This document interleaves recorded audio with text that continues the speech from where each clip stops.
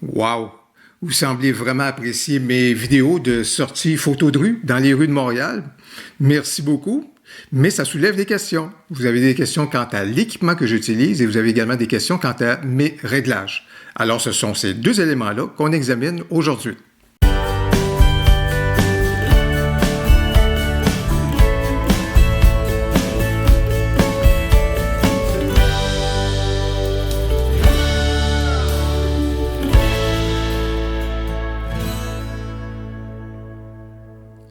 Bonjour, je suis Louis Lavoie, je suis l'auteur du blog fairedelaBellePhoto.com, un blog qui s'applique, tout comme cette chaîne-ci, à partager avec vous des conseils, des trucs, des astuces, de même que des découvertes, afin que vous puissiez progresser dans votre cheminement photo.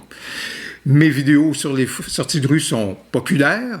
Peut-être c'est parce que ça se produit pendant ce qu'on appelle des tempêtes de neige. Mais dans le fond, j'ai envie de vous présenter des images d'une vraie tempête de neige que j'ai connue dans Bellechasse il y a à peu près 2 semaines. Vous allez pouvoir voir que c'est assez violent. Les vents étaient à peu près à 90 km/h. Le froid, ça a été extrêmement puissant. D'ailleurs, je comptais revenir à Montréal cette journée-là. Oubliez ça, ça n'a certainement pas été le cas de pouvoir revenir. L'autoroute était fermée, la 132 était fermée. Il fallait absolument rester chez soi. Vous allez voir dans les conseils et les astuces que je vais partager avec vous aujourd'hui au sujet de ma pratique de photo de rue que ceux-ci sont guidés beaucoup par de la simplicité. Je cherche vraiment à simplifier les choses, à me ramener les choses davantage à l'essentiel. Quel est l'essentiel? Comme vous pouvez voir sur la page mère de mon site web, c'est ma règle des tiers, c'est-à-dire ma règle des tiers personnelle, c'est vision, émotion, moment. Voilà ce qui me gouverne. Alors pour le reste, je tente vraiment d'aller dans le sens d'une simplicité pour me ramener davantage à cet essentiel-là. Dans un premier temps, Hubert et Colette, vous m'avez posé des questions au sujet de l'équipement que j'utilise pour faire la photo de rue. Alors, vous avez pu voir, grâce à la GoPro, que j'ai souvent recours ici à mon appareil compact, un GX5. Alors, très intéressant, discret, et c'est vraiment, évidemment, je travaille beaucoup en fonction de cette discrétion-là. Donc, d'abord et avant tout, l'appareil compact ici que j'ai à ce moment-là s'avère très utile.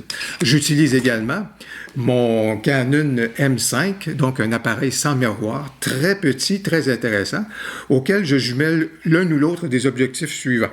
C'est-à-dire, ici, c'est un objectif fixe 22 mm, qui est un équivalent de 35 mm plein capteur, si vous voulez. Donc, c'est ce qu'on appelle assez souvent un objectif de type pancake. Pancake, comme une crêpe, c'est-à-dire étroit.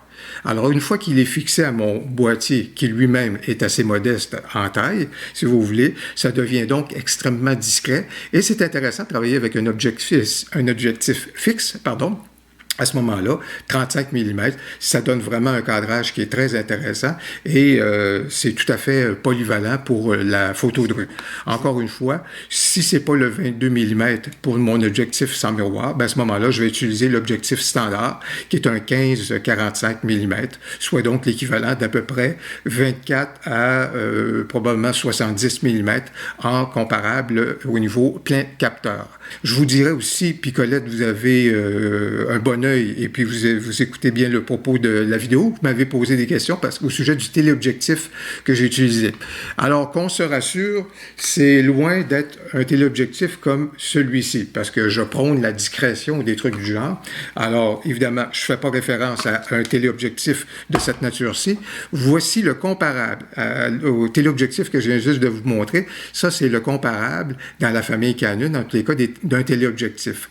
Alors, il couvre la même distance que le téléobjectif que je viens de faire, soit ici, c'est 55-200, ce qui est comparable à un 70-200, ce que je viens de vous montrer. Et vous voyez toute la différence ici entre les deux téléobjectifs. Regardez-moi ça. C'est vraiment à ce moment-là. C'est tout nouveau. En fait, c'est une nouvelle façon de fonctionner dans le sans miroir. On prône la légèreté, on prône toujours une polyvalence, si on veut, mais avec beaucoup de légèreté. Alors, l'objectif ici est nullement comparable à l'autre. Alors, c'est pourquoi, lorsque je mets ça ici sur mon appareil sans miroir, ça reste tout de même assez discret. D'ailleurs, au sujet de plusieurs des conseils que je partage avec vous aujourd'hui ou encore des références à des articles, n'hésitez pas à consulter le descriptif de la vidéo pour retrouver des liens vers ces éléments-là. J'ai Toff qui merci pour votre commentaire et profite de son commentaire pour me poser la question. J'ai remarqué que vous travaillez en mode P. Quelle en est la raison? Merci, les photos de cette vidéo sont super. Alors, merci beaucoup pour vos bons mots. Effectivement, je travaille, lorsque je fais de la photo de rue, je travaille, je vous dirais exceptionnellement, en mode programme. Habituellement, ma pratique photographique m'amène à travailler souvent en mode ouverture, mais là, dans le cas de la photo de rue, je cherche la réactivité de mon appareil photo. Alors, le mode programme, contrairement au mode automatique, si vous voulez, c'est un mode où est-ce que l'appareil est déjà pas mal plus intelligent. C'est-à-dire, de un, il se concentre beaucoup sur la lumière ambiante plutôt que le mode automatique où est-ce que là, il va des fois envoyer du flash pour compenser de la lumière, tandis que dans le mode de programme, à ce moment-là, on est vraiment dans un élément où est-ce que c'est déjà plus intelligent, on ne réfléchit pas en termes de flash. Deuxième élément, dans le mode programme, c'est que par rapport à la scène que vous offrez à votre appareil photo, lui va sélectionner dans les programmes qu'il a à l'interne, dans son intelligence, il va choisir le programme qui est le plus pertinent. Est-ce que j'ai un sujet qui se déplace ou est-ce que c'est plutôt un plan qui est relativement fixe avec des éléments qui m'apparaissent fixes? Déjà, il va jouer dans ces éléments-là pour choisir les paramètres de la photo. Et bien entendu, moi, à ce moment-là, au niveau de la photo de rue, ce que je cherche, c'est c'est être capable de capter le moment. Alors, des fois, si je commence à être beaucoup plus dans des réglages ou des éléments comme ça à faire, avant de pouvoir capter la photo, désolé, le moment va être passé. Alors, c'est pourquoi je n'ai aucun problème à me tourner vers le mode programme pour ce qui est de la photo de rue. Et d'ailleurs, à cet effet, j'ai écrit un article sur mon blog il y a quelques années qui s'intitule « Ne boudons pas le mode programme, il a plusieurs qualités ». Alors voilà pourquoi je me tourne vers le mode programme.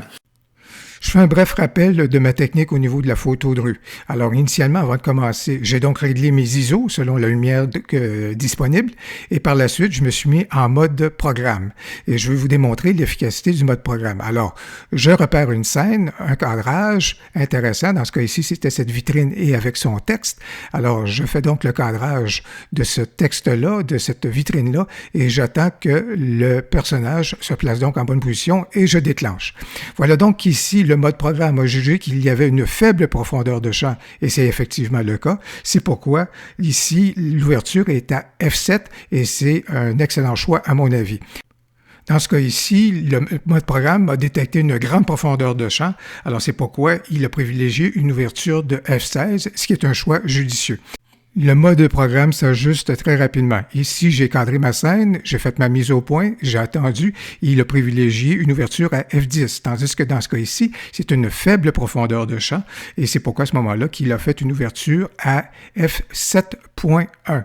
Dans ce cas-ci, également, faible profondeur de champ. Manifestement, tous les éléments sont au même niveau. Donc, c'est pourquoi on était à une ouverture de F4. Tout comme à peu près celle-ci ou encore là, les personnages et le cadrage sont au même niveau. Donc, dans ce cas ici, c'était une ouverture à F6.3. Le mode programme est très réactif. Ici, j'ai levé mon appareil, j'ai pris ma photo, il avait choisi une ouverture de F14. Alors que dans ce cas-ci, j'ai réagi très rapidement et dans ce cas-ci, ça a été une ouverture de F8. Donc, très réactif. Je tourne le coin rapidement, hop, on y va. Et dans ce cas-ci, il a privilégié une ouverture de F8, un choix judicieux à mon avis et que j'ai beaucoup apprécié. Pour compléter le tout, évidemment, on peut se tourner aussi vers la technique de l'hyperfocale pour obtenir beaucoup de netteté à ce moment-là dans l'ensemble de notre photo. On n'abordera pas aujourd'hui l'hyperfocale, ça mérite une vidéo en soi, mais si jamais vous maîtrisez cette technique-là ou ça vous intéresse, évidemment, toujours avec le lien dans le descriptif, vous pourrez aller voir l'article que je consacre à ce sujet-là. Mais évidemment, l'hyperfocale, c'est aussi quelque chose de fort intéressant à mettre dans votre sac photo, c'est-à-dire donc dans vos connaissances, et évidemment de pouvoir y recourir dans le contexte de la photo de rue. J'espère que la vidéo d'aujourd'hui vous a plu. Si c'est le cas, n'hésitez pas à cliquer sur j'aime, à vous abonner à ma chaîne YouTube. N'hésitez surtout pas à commenter. Comme vous pouvez voir, j'ai un immense plaisir à vous lire. J'ai un immense plaisir aussi à prendre connaissance de vos questions et à y répondre. Et j'aime surtout aussi voir une communauté se développer autour de cette chaîne-ci. C'est un immense plaisir. Alors, au plaisir et à la prochaine.